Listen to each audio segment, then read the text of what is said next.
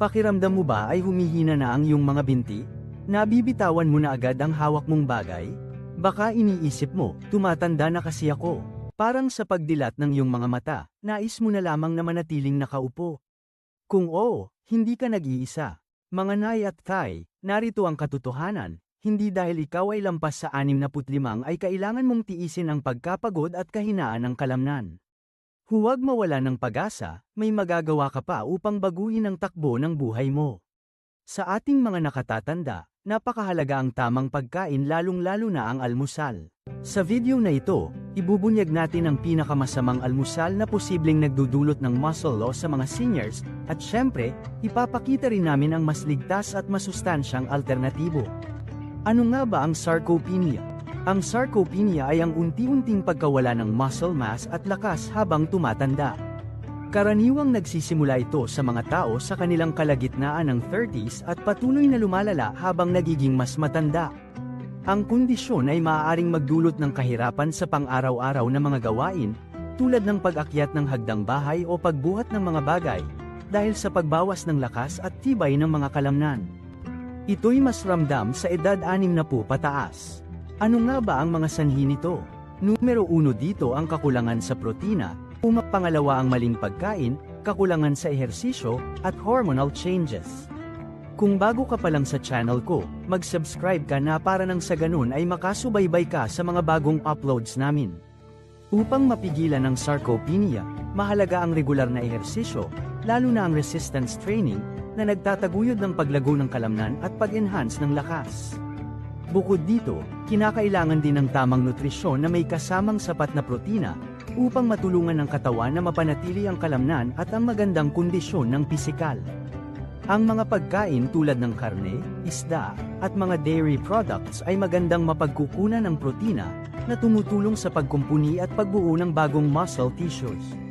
Gayon din, ang pagdaragdag ng mga bitamina at mineral sa dieta ay mahalaga upang masuportahan ang pangkalahatang kalusugan, samantalang ang pagkakaroon ng balanced diet ay tumutulong sa pagbibigay ng kinakailangang enerhiya upang maging mas epektibo ang mga ehersisyo. Sa katunayan, ang pagkakaroon ng tamang pagkain at regular na pisikal na aktibidad ay maaaring magresulta hindi lamang sa pagpigil sa sarcopenia, kundi maging sa mas magandang kalidad ng buhay at mas mataas na antas ng sigla. Ang hindi alam ng karamihan, ang simpleng almusal mo ay pwedeng maging malaking dahilan nito. Sa katunayan, ang pagpili ng tamang almusal ay hindi lamang nakakaapekto sa iyong pisikal na kalusugan kundi pati na rin sa iyong mental na estado. Ang pagkain mayaman sa nutrisyon, tulad ng mga prutas, whole grains, at protina, ay nag-aambag sa iyong enerhiya at konsentrasyon sa buong araw. Kaya naman, sa bawat tasa ng kape o kagat ng tostadong tinapay, mahalaga ang iyong desisyon sa kalusugan. Ang isang masustansyang almusal ay nagbibigay daan sa mas magandang mood at mas mataas na produktibidad, na maaaring humantong sa tagumpay sa iyong mga gawain. Sa simpleng ayos na ito, unti-unti mong nakakamit ang mga layunin mo sa buhay. Part 2 na tayo. Ano ang madalas na almusal ng mga senior? Heto ang karaniwang eksena, gigising, hindi pa masyadong gutom. Tapos magtitimpla ng kape, kakain ng pandesal o biskwit. Minsan wala nang iba, parang okay lang, di ba? Pero ang almusal na ito ay mababa sa protina, mataas sa refined carbs, at walang sapat na nutrients para sa muscle recovery. Pagkatapos ng 8 oras na tulog, gutom na ang kalamnan mo sa nutrisyon. Kung puro kape at tinapay lang ang isusubo mo, hindi ito sapat para sa muscle repair at energy support. Mahalaga ang tamang pagkain sa umaga, dahil ito ang magbibigay sustansya sa iyong katawan upang makapagsimula sa araw ng masigla. Isaalang-alang ang pagkakaroon ng balanseng almusal na mayamang sa protina, tulad ng itlog o yogurt, at mga complex carbohydrates mula sa prutas at oats. Ang mga ito ay hindi lamang makakatulong sa pagbuo ng muscle kundi nagbibigay din ng pangmatagalang enerhiya upang mas maging produktibo ka sa buong araw. Salamat at narito ka pa rin. Kung may natutunan ka sa video namin ay i-comment ang isa, at 0 kung nag-aalinlangan ka. Sa Part 3, paano naaapektuhan ang katawan kung kulang sa mga sustansya at protina? Kapag kulang ang protina sa umaga, ito ang mga posibleng mangyari, hindi nakakapag-recover ang muscle. Ang kakulangan ng protina sa umaga ay nagiging dahilan ng mabagal na pagbuo ng mga kalamnan at pagkakaroon ng fatigue. Mahalaga ang pagkakaroon ng sapat na protina upang ma-repair ang nasirang fibers pagkatapos ng pahinga o ehersisyo. Upang matugunan ito, magandang isama sa almusal ang mga pagkaing mayaman sa protina tulad ng itlog, yogurt, o oatmeal na may nuts. Humihina ang grip strength, na nagreresulta sa mas mahirap na paghawak sa mga bagay at mas mababang antas ng enerhiya, na maaaring makaapekto sa iyong kakayahang makapanatili sa mga gawain sa buong araw. Bumabagal ang metabolism, na nagreresulta sa mas mabagal na pagproseso ng mga pagkain at maaaring magdulot ng pagtaas ng timbang dahil sa hindi epektibong pagsunog ng taba sa katawan. Nababawasan ang balance at lakas ng katawan, na nagreresulta sa mas mababang antas ng enerhiya sa buong araw at maaaring makaapekto sa iyong concentration at performance sa mga gawain. Ano ang mangyayari kung araw-araw ay ito ang almusal mo? Ayon sa mga pag-aaral, ang mga senior na hindi kumakain ng protina sa almusal ay may mas mataas na tsansa ng pagkadulas, pagkabali ng buto, at pagkapagod. Ang kakulangan sa protina ay maaaring makaapekto sa kalakasan ng kanilang mga kalamnan, na nagreresulta sa mas mababang kakayahan sa paggalaw at mas mataas na panganib sa mga aksidente. Bukod dito, ang hindi sapat na protina ay nagdadala rin sa mas mabilis na pagbagsak ng enerhiya sa katawan, na nagiging sanhi ng labis na pagkapagod at kawalan ng sigla sa mga gawain sa araw-araw. Ito ang mga senyales na dapat bigyang pansin ang wastong nutrisyon, lalo na sa almusal, upang mapanatili ang kalusugan at aktibong pamumuhay sa kabila ng pagtanda. Part 4. Ano ang dapat gawin? Una, umpisahan ang araw sa protina. Ang mga senior ay nangangailangan ng 20 hanggang 30 gramo ng protina sa bawat oras ng pagkain. Ang sapat na dami ng protina ay makakatulong sa kanilang kalusugan sa pamamagitan ng pagpapalakas ng mga kalamnan at pagsuporta sa kanilang immune system, kaya't mahalagang isama ito sa kanilang pang-araw-araw na pagkain. Narito ang ilan sa mga halimbawa ng masustansyang almusal: oatmeal dagdag chia seeds dagdag itlog. Magandang piliin ang combo na ito para sa almusal dahil ang oatmeal ay puno ng fiber na nakakatulong sa pagpapababa ng cholesterol. Ang chia seeds ay mayaman sa omega-3 fatty acids at antioxidants. Ang itlog naman ay naglalaman ng mataas na kalidad na protina na sumusuporta sa pagbuo ng kalamnan at nagbibigay ng enerhiya. Saging dagdag peanut butter dagdag hard-boiled egg. Magandang pinagsamang pagkain na nagbibigay ng sustansya. Ang saging ay mayaman sa potassium at fiber na nakakatulong sa digestion at nagbibigay ng enerhiya.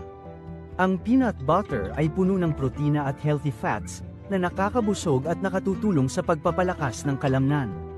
Samantalang, ang hard-boiled egg ay mataas sa protina at nutrisyon, na mainam para sa malusog na diet. Ang kombinasyon ng lahat ng ito ay nagbibigay ng balanced nutrition para sa simula ng araw. Tinulang isda o sabaw ng manok dagdag kanin. Ang tinola ay mayaman sa mga nutrisyon at bitamina mula sa mga gulay, na nagbibigay ng lakas para sa buong araw. Ang sabaw ay nakakatulong sa hydration at nagbibigay ng init sa katawan. Samantalang, ang kanin ay nagbibigay ng carbohydrates na kailangan ng katawan para sa enerhiya. Masarap at masustansya, ito ay isang magandang pagpipilian na nagpapasigla ng iyong umaga. Smoothie na may gatas, prutas, at oats. Ang smoothie na ito ay puno ng nutrisyon dahil sa kombinasyon ng gatas, prutas, at oats. Ang gatas ay nagbibigay ng calcium at protina na mahalaga para sa mga buto at kalamnan. Ang prutas ay nagbibigay ng natural na asukal at bitamina na nakakatulong sa kalusugan.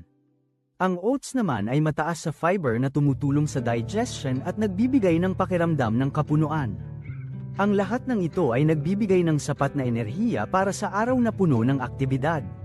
Ang protina ay hindi lang para sa mga bodybuilder, ito ay mahalaga para manatiling malakas, matatag, at malayo sa sakuna. Sa katunayan, ang tamang konsumo ng protina ay nagbibigay ng suporta sa mga kalamnan, nag-aambag sa mabilis na pag-recover mula sa mga pisikal na aktibidad, at nagpapalakas ng immune system.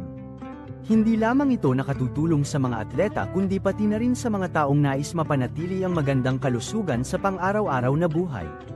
Ang pagkakaroon ng sapat na protina sa dieta ay nagtutulak sa ating katawan na mag-function ng maayos, tumutulong sa pagbuo ng mga selula, at nagbibigay ng enerhiya para sa mga gawaing araw-araw.